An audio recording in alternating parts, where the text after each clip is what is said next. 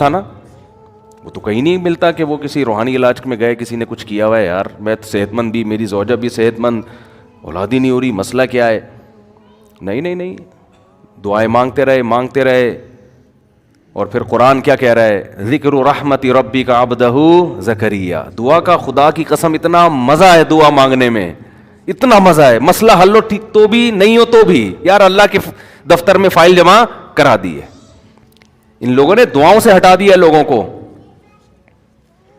اللہ پہ اعتماد توکل سے ہٹا دیا ہے.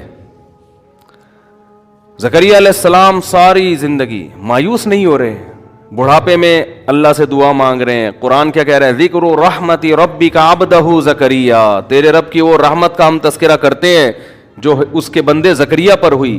اذ نادى ربہ نداء خفیا, اپنے رب کو چپکے سے پکارا. کھلے عام کیوں نہیں پکار رہے, اس لیے کہ لوگ کہیں گے بوڑھے کو دیکھو کیا کر رہا ہے, اولاد کی دعائیں مانگ رہے. ایسی دعائیں چپکے سے ہی مانگی جاتی ہیں نا بھائی. کھلے عام مانگ رہے ہوتے, مسجد کے نمازیوں سے کہہ رہے سب مل کے میرے لیے دعا مانگو اللہ مجھے اولاد دے دے. نمازی آ کے کہتے حضرت خیریت, آپ 90 سال کے, سر کے بال دیکھیں, خیریت تو ہے. تو اس لیے یہ دعا کیسے مانگ رہے ہیں, چھپ کے. ندان خفیہ, ربی انی وہن العظم منی, اے اللہ مجھے پتا ہے ہڈیاں بوسیدہ ہو گئی ہیں. واشتعل الراس شیبہ, بال سفیدی میں بھڑک رہے ہیں. وَلَمْ أَكُنْ بِدُعَائِكَ رَبِّ شَقِيًّا, اے اللہ تیری رحمت سے نا امید نہیں ہوں. يَرِثُنِي وَيَرِثُ مِنْ آلِ یعقوب, ایسی اولاد دے دے جو میری اور آل یعقوب کی وارث بنے, ایسی اولاد چاہیے. وَجَعَلْهُ رَبِّ رَضِيًّا, نیک بنا اس کو, پرہیزگار بنا. اور جب اللہ خوشخبری دے رہا ہے تو حیران ہو رہے ہیں کہ میرے کیسے اولاد ہوگی ہے بھائی. اللہ نے کہا یا زکریا انا نبشرک بغلام, اے زکریا ہم تجھے ایک لڑکے کی خوشخبری دیتے ہیں. اسمہ یحییٰ, اس کا نام کیا ہوگا, یحییٰ. تو فوراً اللہ سے کہہ رہے ہیں انا یکون لی ولد, میرے اولاد کہاں سے ہو جائے گی, میں تو بوڑھا اور میری بیوی بانجھ. تو اللہ نے فرمایا کہ قد خلقتک من قبل, اے زکریا تو کچھ بھی نہیں تھا, ایک پانی تھا, اس پانی سے میں نے تجھے بنا دیا, تو کیا میں تیری بانجھ بیوی سے تجھے اولاد نہیں دے سکتا. پھر حضرت مریم علیہ السلام کے ساتھ کتنے مسائل آئے, کتنا بڑا مسئلہ حضرت مریم کے ساتھ, بغیر شادی کے حمل ٹھہر گیا. اتنی پریشان, یا لیتنی مت قبل ھذا, کاش اس دن سے پہلے میں مر جاتی. وکنت نسیا منسیا, میرا کوئی تذکرہ ہی نہ ہوتا کہ مریم نام کی کوئی عورت پیدا ہوئی ہے, کیونکہ ایک پاک دامن شریف عورت کو حمل ٹھہر جائے بغیر شوہر کے, وہ قوم کو کیا منہ دکھائے گی, قوم کو کیسے سمجھائے گی.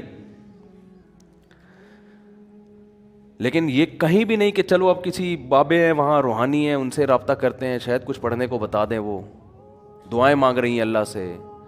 حمل ٹھہر گیا, جب ولادت کا وقت آیا تو اللہ نے کیا فرمایا کہ حزی الیک بجذع النخلۃ تساقط علیک رطبا جنیا, اے مریم غم نہ کر, لا تحزنی, غم نہ کر. یہ کھجور کے جو تازہ کھجوریں ہیں نا, ان کی ٹہنی کو ہلا کے کھجور کھا اور پانی پی.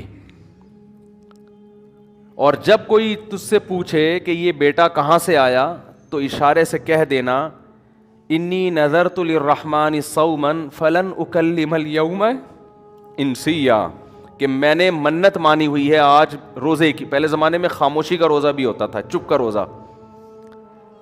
میں نے منت مانی ہوئی ہے آج میں کسی سے کلام نہیں کروں گی. اور ٹینشن, لوگ کہیں گے واہ واہ آج ہی روزہ رکھنا تھا, ہے بھائی, ہے بھائی,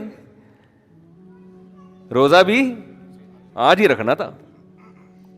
لیکن جیسے جیسے اللہ کہہ رہے ہیں ویسے ویسے حضرت مریم کر رہی ہیں. بھئی اللہ نے آزمائش میں ڈالا, اللہ ہی بچائے گا.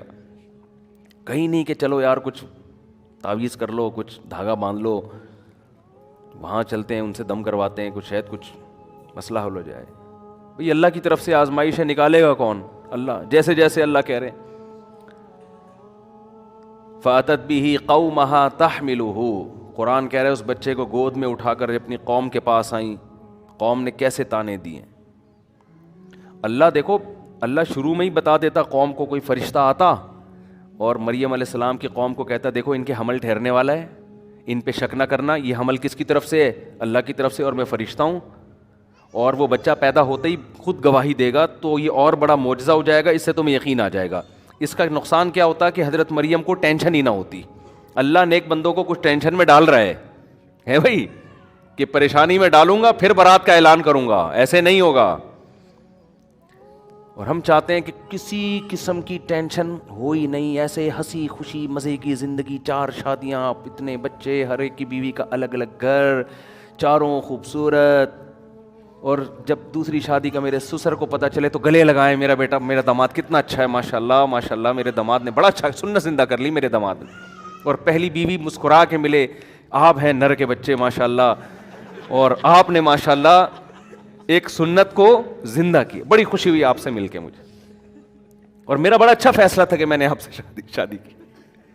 سمجھ رہے ہیں, پیڑے کھانے کے, اور کاروبار بھی چلتا رہے, بزنس بھی چلتا رہے, صحت بھی فٹ فاٹ رہے, نہ ابا کبھی ڈانٹیں, کوئی ٹینشن ہی نہ ہو. اپنی مرضی سے صبح ہم اٹھیں, نماز پڑھ لیں, ٹھیک ہے, نہیں پڑھیں توبہ سے معاف ہو جائے گی, کوئی مسئلہ ہے نہیں.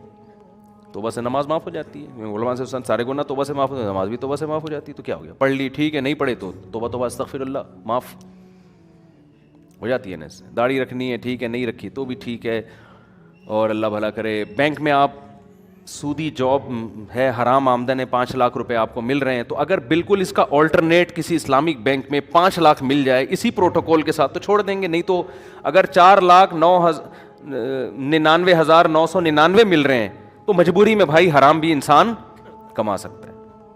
بھائی 5 لاکھ مل رہے ہیں سودی بینک میں, اور حلال میں مل رہے ہیں 4,99,999, تو اب وہ چونکہ کم مل رہے ہیں تو گزارا مشکل ہے. تو مجبوری میں علماء کہتے ہیں 5 لاکھ مجبوری میں ہم سود کما رہے ہیں, لیکن کس میں مجبوری, اللہ غفور رحیم ہے, معاف کرنے والا ہے.